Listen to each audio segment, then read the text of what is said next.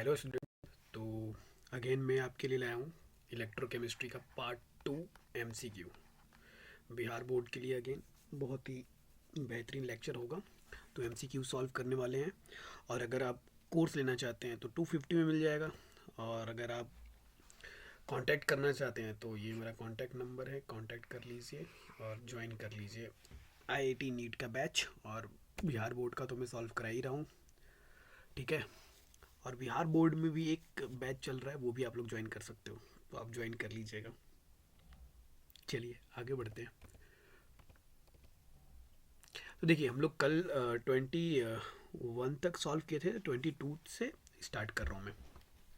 देखिए क्या बोल रहा है ये। इन ग्लेवनिक सेल एनोड इज, एनोड क्या होता है, ग्लेवनिक सेल के अंदर आपका एनोड क्या होता है ये बोल रहा है वो। तो आपको पता ही है एनोड क्या होता है, नेगेटिव होता है, और कैथोड क्या होता है, पॉजिटिव होता है, ठीक है। तो A is the correct option. अब देखने वाली बात है कि ये सवाल पूछा क्यों गया ग्लेवनिक सेल को, क्योंकि कन्फ्यूजन ये होता है कि ग्लेवनिक सेल में तो एनोड नेगेटिव है, पर जब इलेक्ट्रोलाइसिस करोगे ना तो वहाँ वो एनोड पॉजिटिव हो जाता है, ठीक है। बस ये कन्फ्यूजन है, ठीक है। और एक बात और ध्यान रखने वाली बात ये है कि हमेशा एनोड पर क्या होगा, एनोड पर हमेशा ऑक्सीडेशन ही होता है। बस ये तीन टर्म आप ध्यान रखोगे, आपका ये कॉन्सेप्ट 22 वाला सॉल्व हो जाएगा, ठीक है। अब हम लोग देखते हैं 23rd वाला। In an electrolytic cell the flow of electron is form. तो ये होता है cathode to anode through external supply, ठीक है। इलेक्ट्रोलाइटिक सेल में कैथोड टू एनोड होता है। अब देखते हैं 24th one. Electrochemical cell can behave like an electrolytic cell, ठीक है। Electrochemical cell can behave like electrolytic cell. तो ये कब बिहेव करेगा, जब external E external greater than E cell हो जाए आपका, ठीक है। ई इंटरनल। तो ये आपका 24th का सी पार्ट करेक्ट है ये। अब 25th देखते हैं। If the concentration of all the reacting species is unity, मतलब जो रिएक्टिंग स्पीसीज जो है ना आपका एलन के जो अंदर वाले जो चीज़ है, अगर वो क्या हो जाए आपका 1 हो जाए रिएक्टिंग स्पीसीज, तो उस केस में क्या हो जाता है, E cell E not cell के बराबर हो जाएगा। उस केस में क्या हो जाता है आपका, E cell E not cell के बराबर हो जाएगा। तो ये इंपॉर्टेंट क्वेश्चन, अच्छा क्वेश्चन है। अब बात करते हैं 26 की। Cell reaction is spontaneous when. देखिए सेल रिएक्शन कब स्पॉन्टेनियस होता है, जब डेल्टा जी क्या होना चाहिए, नेगेटिव होना चाहिए। डेल्टा जी कैसा होगा, नेगेटिव होगा, तो वो स्पॉन्टेनियस होगा, ठीक है। तो आपको ध्यान रखना है इस बात को। अब बात करते हैं 27 का।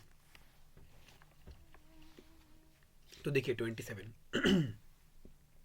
विच among the following relationship is correct. तो delta G N F E cell, delta G N F E not cell, delta G minus का आर टी एल के। देखिए ये तीनों ही सही है, तो all the above is the correct answer, ठीक है। तीनों ही डेल्टा जी के फॉर्मूले करेक्ट हैं। अब देखते हैं 28 का। The difference between the electrode potential of two electrodes when no current is drawn through the cell is called. देखिए जब कोई भी करंट ड्रॉन नहीं होता तो उसको बोलते हैं सेल ईएमएफ। क्या बोलते हैं, सेल ईएमएफ। तो ये आपको ध्यान में रखना है कि रट्टाफिकेशन टाइप का ही क्वेश्चन है ना। तो ये आपको ध्यान ही रखना पड़ेगा, ठीक है। ये हो गया 28। अब बात करते हैं 29 की। Standard hydrogen electrode has zero electrode potential because. इसको रेफरेंस में लिया जाता है इसलिए ऐसा इसको मानते हैं, ऐसा नहीं कि ये जीरो होता है, ठीक है। एज्यूम टू बी जीरो, ठीक है। रेफरेंस के टर्म में इस्तेमाल कर रहे होते हैं, एक दूसरे के रिस्पेक्ट में देख रहे हैं सबको, तो इसको रेफरेंस ले लिया गया है और फिर वो अदर इलेक्ट्रोड को चेक करते हैं, ठीक है ना। फिर उसके हिसाब से उनका पोटेंशियल्स गिवन है, इसलिए इसको जीरो दिया रहता है, ठीक है। अब बात करते हैं 30 का। Saturated solution of KNO3 is used to make salt bridge. Salt bridge के अंदर जो सॉल्ट होता है वो KNO3 होता है। ऐसा क्यों, क्योंकि पोटेशियम और NO3 माइनस का जो वेलोसिटी होता है मतलब मूवमेंट, वो क्या होता है, नियरली सेम होता है। क्या होता है, नियरली सेम होता है, इसलिए इस्तेमाल किया जाता है। क्योंकि सॉल्ट ब्रिज का काम क्या होता है, न्यूट्रलिटी मेंटेन करने का काम होता है। क्या का काम होता है, न्यूट्रलिटी मेंटेन करने का काम होता है सॉल्ट ब्रिज का। तो इसलिए आंसर क्या है इसका, सी पार्ट है। अब 31st देखते हैं, which of the following is the correct for spontaneity of the cell. इनमें से correct answer spontaneity of cell के लिए कौन सा ऑप्शन करेक्ट है, ये पूछ रहा है। तो देखिए डेल्टा जी नेगेटिव कब होगा, जब ई नॉट सेल पॉजिटिव होगा। डेल्टा जी का फॉर्मूला भी देखा था आपने पीछे, माइनस का NF ई सेल है ना। तो देखिए डेल्टा जी स्पॉन्टेनिटी मतलब डेल्टा जी कैसा होना चाहिए, नेगेटिव होना चाहिए। ठीक है, तो ये वाला जो टर्म है ना, यही पॉजिटिव नेगेटिव हो सकता है। तो ये पॉजिटिव होगा तो ये नेगेटिव होगा, तो स्पॉन्टेनियस होगा। तो ये स्पॉन्टेनिटी के लिए डेल्टा जी नेगेटिव होना चाहिए और ई नॉट सेल आपका क्या होना चाहिए, पॉजिटिव होना चाहिए। तो A is the correct option, 31st का A is the correct option. अब 32 देखते हैं। Materials that can be used as fuel in fuel cell are. बोल रहा है कौन सा मटेरियल है, तो hydrogen, methane, methanol is the correct one. Fuel cell में कौन सा मटेरियल इस्तेमाल किया जाता है, तो हाइड्रोजन, मीथेन एंड मिथेनॉल इस्तेमाल किया जाता है। 32 का ए पार्ट। 33 देखते हैं, what happens when lead storage battery is charged.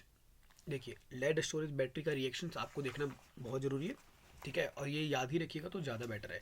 फिर आपसे कुछ भी सवाल पूछे लेड स्टोरेज बैटरी के ऊपर तो हम लोग कर पाएंगे। तो चलिए देख लीजिए रिएक्शन क्या होता है। तो लेड होता है वो सल्फेट के साथ रिएक्शन करता है और क्या बना देता है, लेड सल्फेट। और देखिए -2 चार्ज है तो इसको बैलेंस करने के लिए 2 इलेक्ट्रॉन, यानी ये ऑक्सीडेशन वाला पार्ट हो जाएगा आपका, लॉस कर रहा है ना। अब रिडक्शन वाला पार्ट देख लेते हैं। तो लेड ऑक्साइड होता है, क्या होता है आपका, लेड ऑक्साइड। ठीक है, अगेन किसके साथ, SO4 -2 के साथ, ठीक है, प्लस एसिडिक मीडियम है ना, 4H प्लस गिव। तो ये हो जाएगा लेड सल्फेट ही गिव करता है आपका, ठीक है, और आपका क्या गिव करेगा, वाटर गिव करेगा। ठीक है, बैलेंस कर लीजिएगा। तो यहाँ पर 2 इलेक्ट्रॉन आएंगे। तो ये देखिए 2 इलेक्ट्रॉन ले रहा है, ये 2 इलेक्ट्रॉन लॉस कर रहा है। फिर ओवरऑल रिएक्शन लिख लीजिए। अब जो भी आपको पूछे इस सवाल से आप आराम से जवाब दे सकते हो। What happens when lead storage battery is charged. Charge मतलब ये जो रिएक्शन हो रही है तो डिस्चार्जिंग वाला रिएक्शन है, इसको जस्ट रिवर्स कर दीजिए, यानी इसको उल्टा कर दीजिएगा आप, ठीक है ना। Lead dioxide dissolve, sulphuric acid is regenerated. देखिए यहाँ पर क्या हो रहा है, जो SO4 -2 है वो क्या हो रहे हैं, लेड सल्फेट बन जा रहा है, यानी जो सल्फ्यूरिक एसिड है वो कम होता चला जा रहा है आपका, ठीक है, समझ में आ रहा है आपका। तो जब रिवर्स करेंगे तो ये आपका रीजनरेट होता जाता है, जो H2SO4 है वो आपका रीजनरेट हो जाता है। तो sulphuric acid is regenerated. The correct option क्या हो जाएगा, बी, ठीक है। अब अगला देखते हैं 34 part. Hydrogen oxygen cell is which of the following type of cell. मतलब इनमें कौन सा हाइड्रोजन सेल क्या है आपका, फ्यूल सेल कहलाता है। क्या कहलाता है आपका, फ्यूल सेल कहला रहा है। 35 देखते हैं। 35 क्या बोल रहा है, लिकलांच ड्राई सेल कैथोड इज। लिकलांच में ड्राई सेल कैथोड कौन होता है ये पूछ रहा है, तो ये भी देख लीजिए अच्छे, ये भी मतलब बैटरी के ऊपर ये थियोरेटिकल क्वेश्चन है, तो ये भी हम लोग देख लेंगे, ठीक है। चलिए देख लीजिए इसको भी। देखिए इसके अंदर क्या होता है, ग्रेफाइट का इलेक्ट्रोड डालते हैं ना, जो आपके लिकलांच ड्राई सेल है इसके अंदर ग्रेफाइट का इलेक्ट्रोड डालते हैं, और इसके अंदर होता है आपका MnO4 and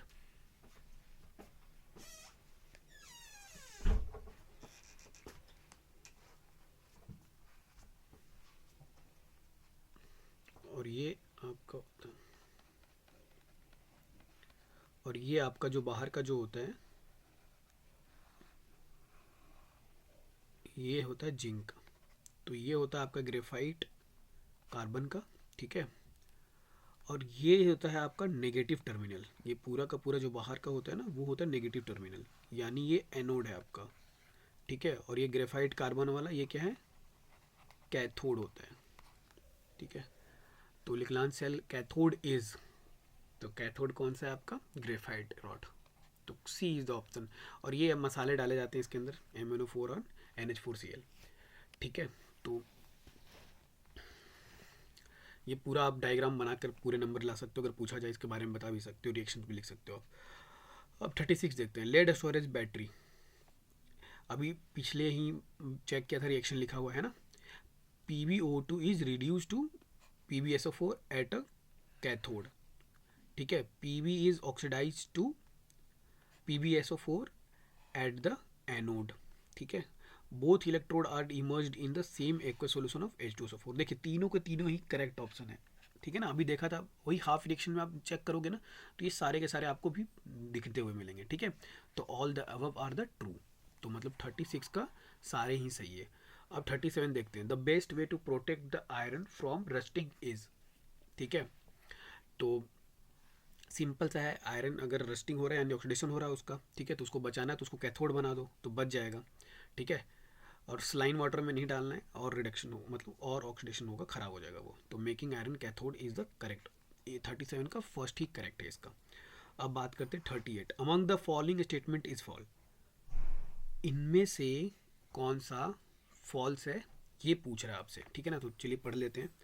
copper sulphate can be stored in a zinc vessel. देखिए कॉपर सल्फेट को अगर आप जिंक में रखिएगा तो जिंक तो ज़्यादा रिएक्टिव है, तो वो ये बना देगा, तो ये गलत है ऑप्शन आपका। ठीक है, तो वही बोल रहा है कि स्टेटमेंट इज फॉल्स, तो पहला ऑप्शन ही करेक्ट हो जाएगा, बाकी में पढ़ने की कोशिश नहीं करिए। Zinc is more reactive than copper, बिल्कुल करेक्ट अभी बताया मैंने आपको। ठीक है, तो मतलब फर्स्ट पार्ट ही फॉल्स है। ठीक है, स्टोर नहीं कर सकते कॉपर सल्फेट को जिंक के अंदर। ठीक है, सिंपल सी बात है।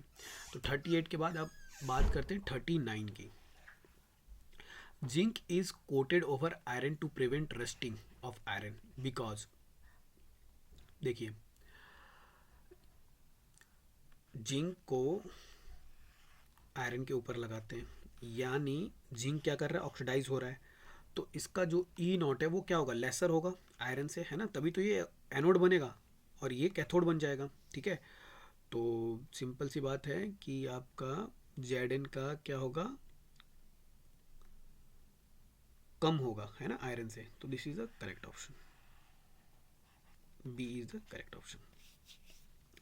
ठीक है, अब बात करते हैं 14th की। When 1 Friday of electric current is passed, the mass of deposit is equal to 1 gram equivalent।